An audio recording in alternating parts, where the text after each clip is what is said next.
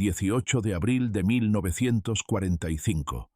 La Bolsa del Ruhr, Alemania Occidental.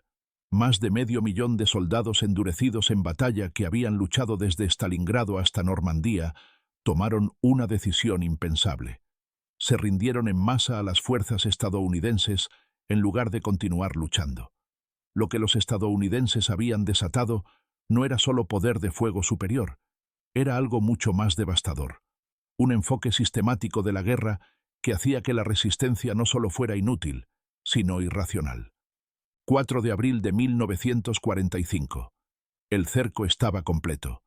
El mariscal de campo Walter Model, comandante del grupo de ejércitos B, estudiaba mapas que contaban una historia imposible. En solo 12 días, las puntas de lanza blindadas estadounidenses habían logrado lo que la doctrina militar alemana consideraba operacionalmente imposible: el cerco completo de un grupo de ejércitos entero.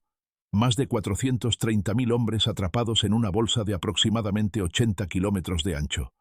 Pero los números no eran lo que hacía esto sin precedentes.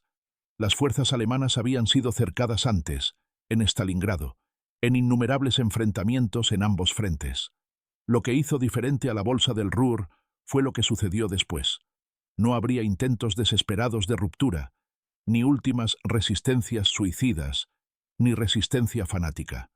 En cambio, durante las siguientes 2 semanas, se desarrollaría la mayor rendición masiva en la historia del frente occidental, revelando algo que aterrorizaba al alto mando alemán más que cualquier arma. Sus soldados habían dejado de creer en la resistencia. Los estadounidenses llamaron a su enfoque envolvimiento vertical. Pero ese término clínico enmascaraba una revolución en la guerra de armas combinadas. El general de división J. Lawton Collins había desarrollado un sistema que no solo derrotaba las posiciones alemanas, hacía que defenderlas fuera psicológicamente imposible. El grupo de ejércitos B contenía veteranos del Frente Oriental que habían sobrevivido Kursk y Kiev, soldados que sabían cómo luchar en cercos. Sin embargo, en cuestión de días, divisiones enteras se rindieron sin disparar un tiro. Para el 18 de abril, cuando Model disolvió el grupo de ejércitos B, más de 317.000 ya habían depuesto las armas. Los conteos finales superaron los 325.000, con estimaciones sugiriendo que las capturas totales sobrepasaron los 500.000 al contar todas las unidades adjuntas en toda la región industrial del Ruhr. Lo que los alemanes enfrentaron no era una fuerza militar convencional, era un sistema integrado de destrucción, operando bajo principios que nunca habían enfrentado. Los estadounidenses habían desarrollado una evolución fundamental en la guerra: la capacidad de hacer que la resistencia continuada no fuera solo difícil o costosa, sino funcionalmente sin sentido. El arma no era una tecnología única, era la integración perfecta del poder aéreo, blindaje, artillería, logística y operaciones psicológicas en una máquina que desgastaba no solo la capacidad de combate alemana, sino la voluntad alemana de luchar. En su mensaje final, Model escribió: «Los estadounidenses no pelean batallas, organizan operaciones industriales. Nuestros hombres no enfrentan un ejército sino un sistema. El coraje no significa nada cuando el enemigo puede predecir cada uno de tus movimientos, responder a cada una de tus acciones y hacer tu posición insostenible antes de que siquiera la ocupes». 3 semanas después, Model caminó hacia el bosque y se disparó. Sus hombres ya habían tomado su decisión, no porque fueran cobardes, sino porque habían reconocido una verdad que sus comandantes se negaban a aceptar.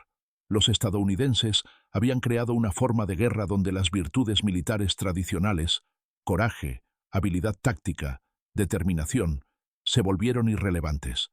La doctrina militar alemana que falló tan catastróficamente había nacido del éxito. Durante 5 años, la Wehrmacht había conquistado un continente usando velocidad, concentración de fuerza y flexibilidad táctica. Su concepto de Auftragstaktik, tácticas de tipo misión, había permitido a los comandantes en todos los niveles lograr objetivos a través de su propia iniciativa. Los soldados alemanes estaban extensamente entrenados. Incluso la infantería básica recibía educación enfatizando el pensamiento independiente. Este sistema había funcionado brillantemente desde Polonia hasta Francia y las campañas iniciales rusas. Para 1943, A pesar de las crecientes pérdidas, la doctrina táctica alemana seguía produciendo resultados impresionantes. En el paso de Kasserine, en febrero de 1943, fuerzas alemanas relativamente pequeñas infligieron derrotas humillantes a las unidades estadounidenses. Los alemanes demostraron que las tácticas superiores y el liderazgo veterano podían superar las desventajas materiales. El general Dwight D. Eisenhower se vio obligado a reestructurar el entrenamiento y la doctrina estadounidense después de Kasserine. Pero los alemanes cometieron un error de cálculo crítico. Asumieron que la guerra seguiría siendo decidida por enfrentamientos tácticos, que las batallas serían ganadas por soldados mejor entrenados tomando mejores decisiones. Lo que no entendieron fue que los estadounidenses no estaban tratando de ganar enfrentamientos tácticos. Estaban construyendo un sistema que haría que la excelencia táctica fuera irrelevante. Entre 1943 y 1945, el ejército de Estados Unidos sufrió una transformación sin paralelo en la historia militar. Para principios de 1945, las fuerzas estadounidenses en Europa Occidental estaban apoyadas por una red de suministro que entregaba 26.000 toneladas de suministros diariamente. Cada división que cruzaba el Rin tenía apoyo de artillería que podía entregar más tonelaje en una hora que todo un cuerpo alemán podía disparar en un día. Pero la logística sola no explica el colapso psicológico. Los soviéticos tenían enorme superioridad material en el frente oriental. Sin embargo, las fuerzas alemanas continuaron luchando con desesperada determinación.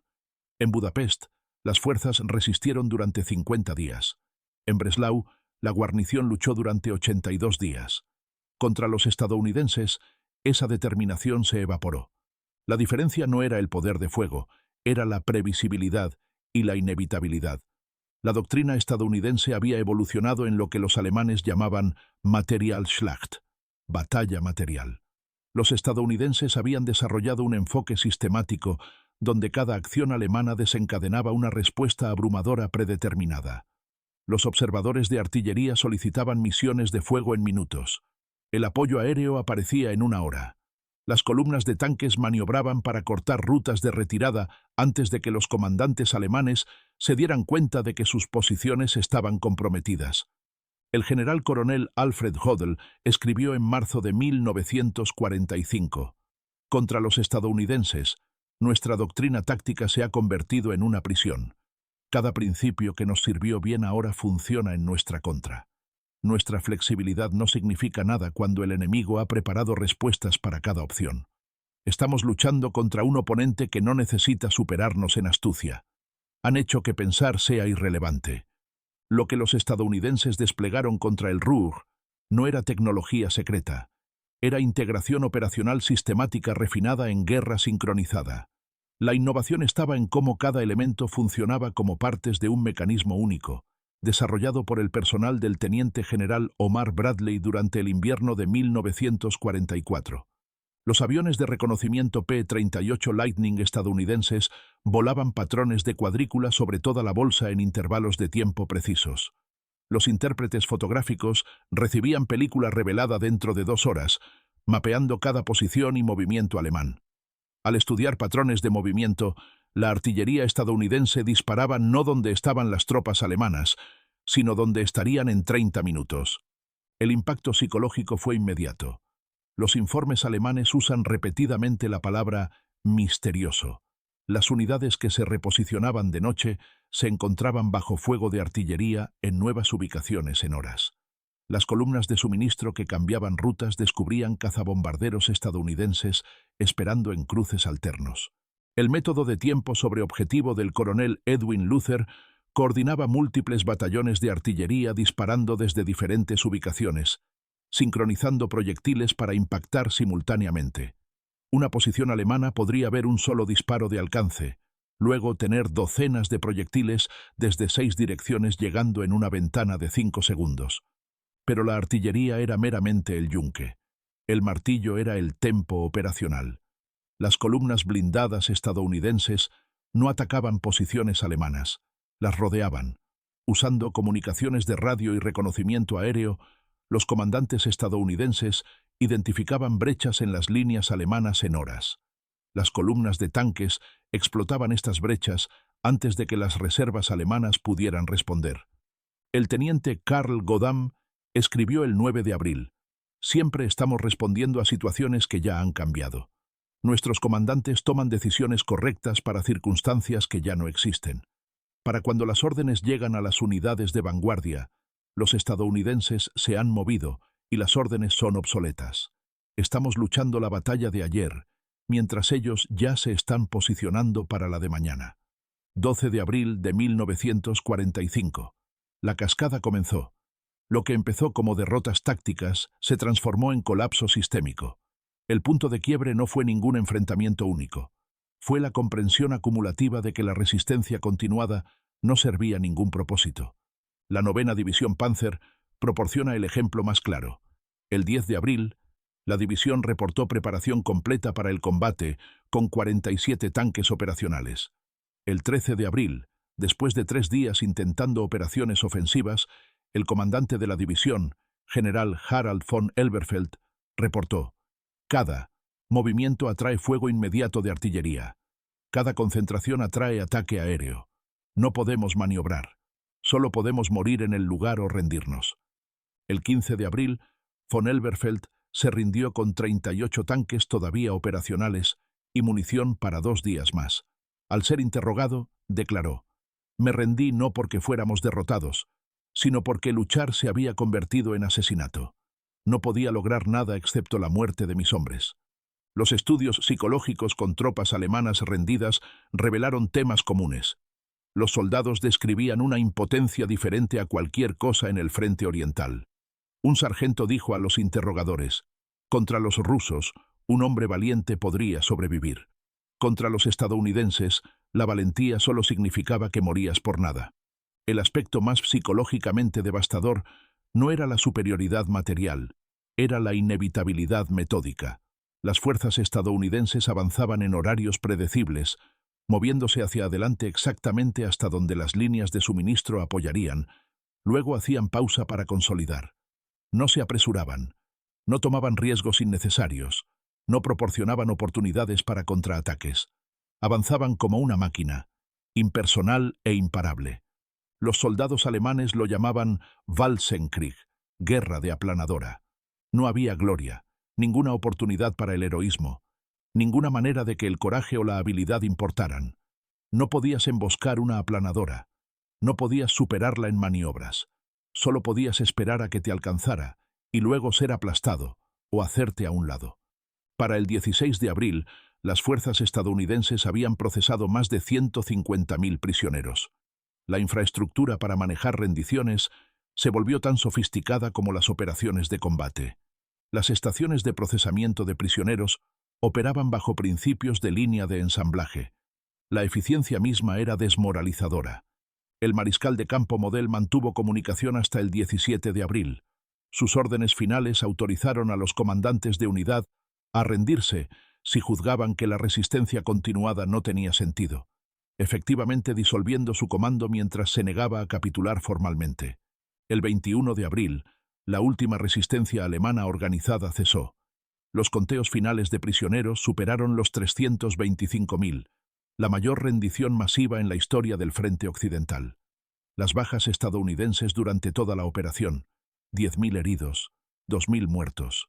Bajas alemanas: aproximadamente 10.000 muertos en combate, el resto capturados. La proporción de bajas, que normalmente favorecía a los defensores en posiciones preparadas, había sido completamente invertida. El frente oriental proporcionó un contexto brutal. En la bolsa de Curlandia, 200.000 soldados alemanes resistieron contra las fuerzas soviéticas hasta el final de la guerra, sufriendo más de 150.000 bajas, pero nunca rindiéndose en masa. Contra los soviéticos, los alemanes lucharon hasta la aniquilación literal. Contra los estadounidenses, eligieron la supervivencia. Los estudios de posguerra identificaron la bolsa del Ruhr como el momento en que la guerra industrial alcanzó su conclusión lógica. Los estadounidenses habían creado un sistema donde los factores humanos, coraje, liderazgo, habilidad táctica, se volvieron operacionalmente irrelevantes, no porque los soldados alemanes carecieran de estas cualidades, sino porque el sistema estadounidense había evolucionado más allá del nivel donde esas cualidades podían influir en los resultados. El informe del general Eisenhower declaró: la operación del Ruhr demostró que la guerra de la era industrial aplicada adecuadamente puede lograr resultados decisivos con bajas amigas mínimas. La clave es la integración sistemática de todas las armas de combate operando a un tempo que impide la respuesta enemiga. El 500.000 de soldados alemanes que se rindieron no habían sido derrotados en batalla. Habían sido hechos obsoletos por una forma de guerra que no requería derrotarlos, solo procesarlos. La distinción marcó el fin de la guerra tal como las generaciones anteriores la habían entendido.